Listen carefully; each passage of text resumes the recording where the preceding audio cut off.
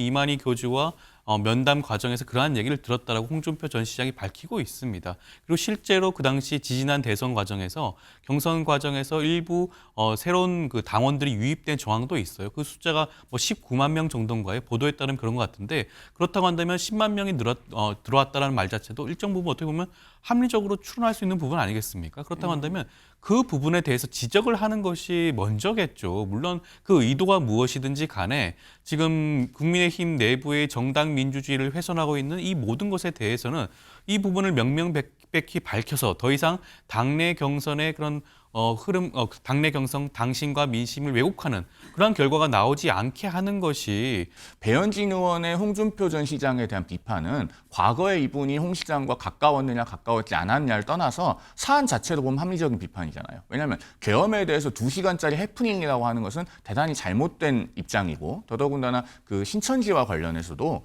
홍준표 전 시장이 2022년 8월에 그 이만희 교주를 만난 뒤에 실제로 눈에 띄게 신천지의 우호적인 입장을 공개적으로 보여왔습니다. 2022년 11월에는 신천지가 대구 스타디움을 빌려서 10만 명 규모의 집회를 하는데 대구시가 그때 대구 스타디움을 내줬어요. 종교적 자유이기 때문에 막을 방법이 없다라고 하는 게 홍 시장의 공식적인 입장이었고 그 다음에 6월에는 전임 시장 시절에 대구시가 신천지를 상대로 코로나19 관련해서 냈던 천문학적인 규모의 손해배상 청구 소송을 법원의 화해 공고 결정에 따라서 취하하기에 앞서서 애초에 무리한 소송이었다. 이렇게까지 언급한 바가 있습니다.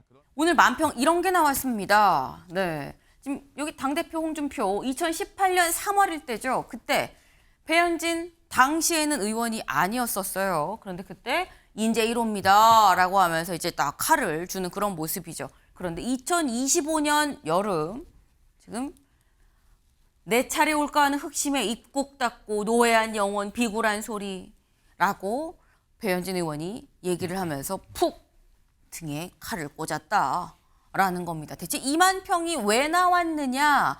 아까 제가 살짝 몇 초간 봤었던 홍준표 전 시장 최근에 이런 글을 올렸었죠.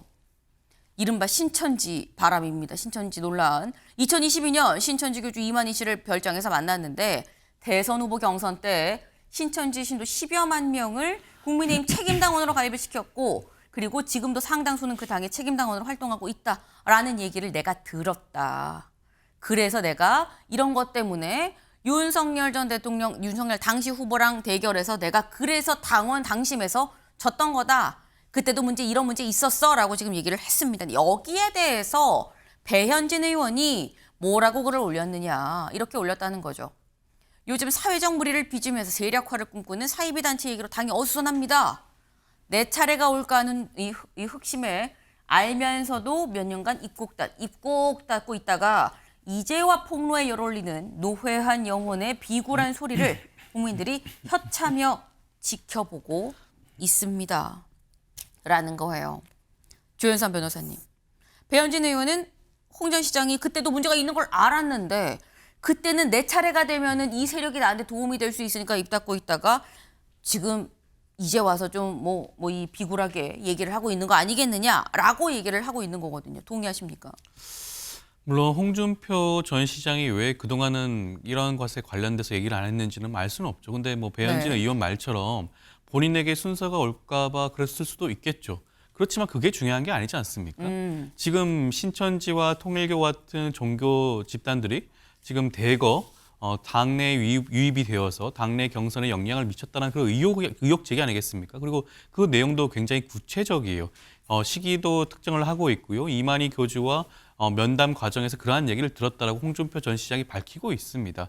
그리고 실제로 그 당시 지지난 대선 과정에서 경선 과정에서 일부 새로운 그 당원들이 유입된 정황도 있어요. 그 숫자가 뭐 19만 명 정도인가요? 보도에 따르면 그런 것 같은데 그렇다고 한다면 10만 명이 들어왔다라는 말 자체도 일정 부분 어떻게 보면 합리적으로 추론할 수 있는 부분 아니겠습니까? 그렇다고 한다면 그 부분에 대해서 지적을 하는 것이 먼저겠죠. 물론 그 의도가 무엇이든지 간에 지금 국민의힘 내부의 정당 민주주의를 훼손하고 있는 이 모든 것에 대해서는 이 부분을 명명백백히 밝혀서 더 이상 당내 경선의 그런 당내 경선 당신과 민심을 왜곡하는 그러한 결과가 나오지 않게 하는 것이 국민의힘 소속 의원으로서는 오히려 또 바람직한 방향이 아닌가 싶고요. 그렇기 때문에 지금과 같은 지적은 저는 좀 굉장히 좀 부적절한 게 아닌가라는 생각이 듭니다. 네. 그러니까 지금 사실 이런 사안이 뭐 그때는 왜 얘기 안 하고 이제 얘기하느냐라는 게 중요한 게 아니라 어쨌거나 그 사안은 그때도 지금도 상당히 중요한 사안인데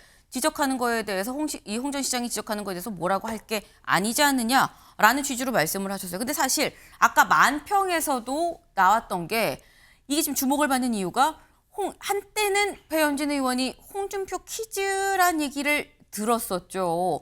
그러니까 어떻게 보면 정치를 시작하는 데 있어서 홍 전 시장이 상당히 좀 또 도움이 됐었던 그런 부분이 있었는데 뭐 사이가 틀어진 거야라는 얘기가 그래서 나오는 겁니다. 실제로 사이가 상당히 좋았던 그때 모습 잠깐 같이 보고 오실까요?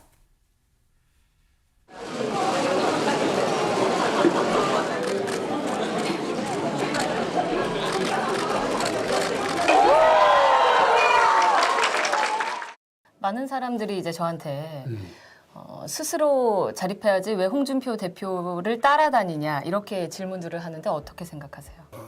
나는 그 배현진 대변인이 사장 역할을 하는데 거기에 출연진에 불과하다. 홍준표가 배현진을 따라다니는 그런 구조지 거꾸로가 아니다. 네. 배현진 의원이 날 따라다니는 게 아니에요. 이게 지금 서로 좀 도움이 되는 겁니다. 서로 누가 누굴 따라다니는 그런 관계가 아닙니다라고 얘기를 했어요. 근데 최근에 배 의원이 이렇게 얘기를 했죠. 계엄 뒤에도 이분이 윤 전 대통령 내외를 두둔하지 않았냐. 그 이면에 다음 대통령은 나다. 그렇기 때문에 한동훈 전 대표에 대한 라이벌 의식이 있어서 그러시지 않았으면 좋겠다라고 내가 말씀을 드렸고 거기에서 충돌이 있었고 나를 차단하셨다라고 얘기를 했습니다. 이걸 보면 송영훈 대변인님, 이 배현진 의원의 얘기는 지금 이 대권을 둘러싼 홍 시장과 한동훈 전 대표의 요 어떤 그 미묘한 감정에 내가 그걸 직언을 했더니 나를 내친 거다라는 취지의 얘기인 거거든요. 어떻게 보십니까? 홍준표 전 대구시장이 정말로 배현진 의원을 SNS 차단을 했다면 그래도 대통령 후보까지 하셨던 분이 생각 이상으로 현명하다라는 생각이 들고 특히나 대통령을 하시겠다고 하는 분이면 그 공인이잖아요. 그 SNS는 사실 대한민국 국민 중에 누구도 차단되어 있지는 않아야 된다. 라고 저는 개인적으로 생각합니다. 그리고 배현진 의원의 홍준표 전 시장에 대한 비판은 과거에 이분이 홍 시장과 가까웠느냐 가까웠지 않았냐를 떠나서 사안 자체로 보면 합리적인 비판이잖아요. 왜냐하면 계엄에 대해서 2시간짜리 해프닝이라고 하는 것은 대단히 잘못된 입장이고 더더군다나 그 신천지와 관련해서도 홍준표 전 시장이 2022년 8월에 그 이만희 교주를 만난 뒤에 실제로 눈에 띄게 신천지의 우호적인 입장을 공개적으로 보여왔습니다. 2022년 11월에는 신천지가 대구 스타디움을 빌려서 10만 명 규모의 집회를 하는데 대구시가 그때 대구 스타디움을 내줬어요. 종교적 자유이기 때문에 막을 방법이 없다라고 하는 게 홍 시장의 공식적인 입장이었고 그 다음에 6월에는 전임 시장 시절에